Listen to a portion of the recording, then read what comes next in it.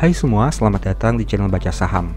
Nah, pada video ini kita akan bahas satu saham yang harganya turun sekitar 21%.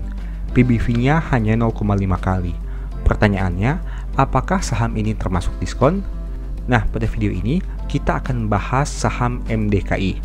Tapi seperti biasa, semua pembahasan bukan rekomendasi dan hanya sebagai edukasi. Ingat, rugi kamu tanggung sendiri. Oke, untuk pembahasan pertama, mari kita lihat probabilitas kenaikan harga setiap bulannya. Dengan data ini kita bisa melihat bahwa di bulan Februari, Juli, dan Oktober, saham MDKI punya probabilitas kenaikan yang paling besar. Sedangkan di bulan November, probabilitasnya paling rendah di mana hanya 17% saja. Oke, sekarang kita lihat dari sisi pergerakan PBV-nya. Jika kita lihat di sini dengan angka PBV sekitar 0,5 kali, saham MDKI berada pada minus 2 PBV standard deviation-nya.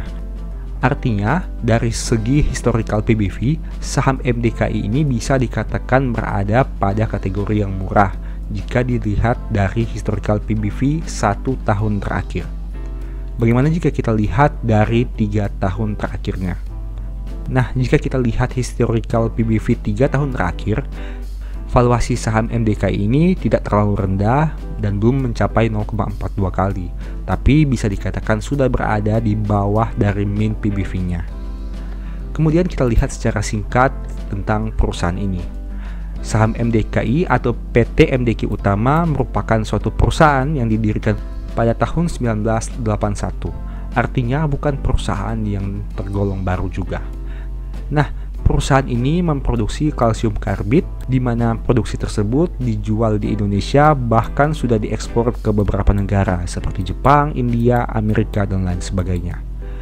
Jika kita lihat komposisi pemegang sahamnya, di sini cukup unik karena perusahaan memiliki banyak pemegang saham utama, sedangkan untuk kepemilikan masyarakatnya hanya 14% saja.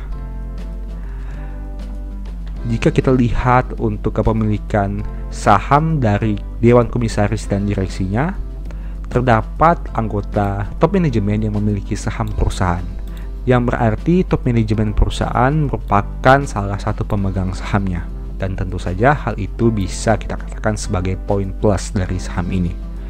Oke, sekarang mari kita lihat kinerja keuangan terbaru saham MDKI. Dari sisi aset, perusahaan mencetak total aset sebanyak 1 triliun yang naik dibandingkan tahun sebelumnya. Jika kita amati di sini, mayoritas aset perusahaan berada dalam bentuk aset tetap. Selanjutnya kita lihat liabilitasnya. Liabilitasnya juga naik cukup signifikan, di mana dari 80 miliar menjadi 108 miliar. Untuk komposisi terbesarnya berada pada hutang usaha sebanyak 42 miliar. Jika kita membandingkan total liabilitas sebanyak 108 miliar dengan jumlah kasnya 184 miliar, di sini kita bisa simpulkan bahwa kas perusahaan ini cukup untuk menutupi semua liabilitas perusahaan, dan hal ini tentu saja merupakan suatu kabar yang baik. Bagaimana dari sisi ekuitasnya? Perusahaan punya ekuitas sebanyak 901 miliar yang turun dibandingkan tahun sebelumnya.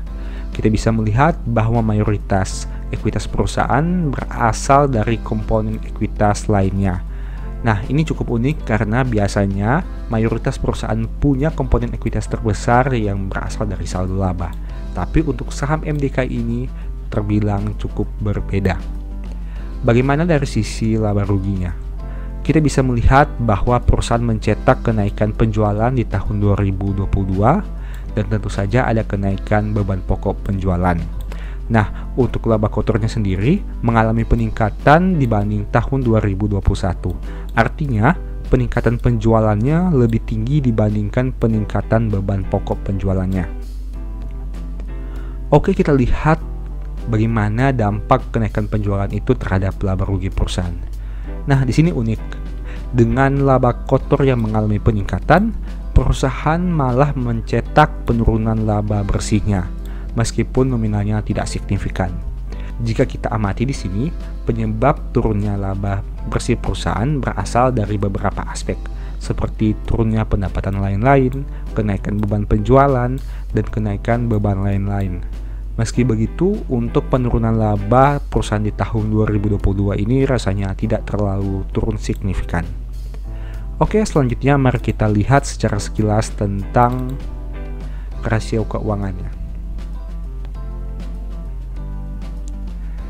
Nah, kita bisa lihat bahwa perusahaan punya NPM dan ROE yang tidak menarik dengan angka di bawah 10%. Meski begitu, untuk rasio hutang terhadap ekuitas, perusahaan ini cukup luar biasa karena punya komposisi yang sangat rendah, dan hal itu bisa menjadi poin plus. Selain itu, kita bisa melihat bahwa perusahaan membagi dividen yield dengan yield yang besar sebanyak 5,3%. Dari sisi valuasi seperti biasa, perusahaan dijual dengan harga 187, tapi punya modal per lembar sebanyak 350. Artinya harga di pasar jauh lebih murah dibanding modal per lembarnya. Kita lihat dari sisi harga sahamnya, seperti judul di video, bahwa dalam 3 tahun terakhir, harga saham perusahaan sudah turun 21%. Nah, sekian pembahasan dari Mimin pada video ini. Menurut teman-teman bagaimana? Apakah penurunan 21% ini bisa dikatakan sedang diskon dengan PBV yang hanya 0,5 kali saja? Ataukah penurunannya memang sudah wajar dan sudah sepatutnya harga saham turun? Bagaimana menurut pendapat teman-teman? Tulis di kolom komentar ya. Seperti biasa, Mimin mau infokan bahwa video ini bukan rekomendasi ya, dan ingat, kerugian kamu tanggung sendiri. Semoga kamu mendapat manfaat dari video kali ini ya. Thank you.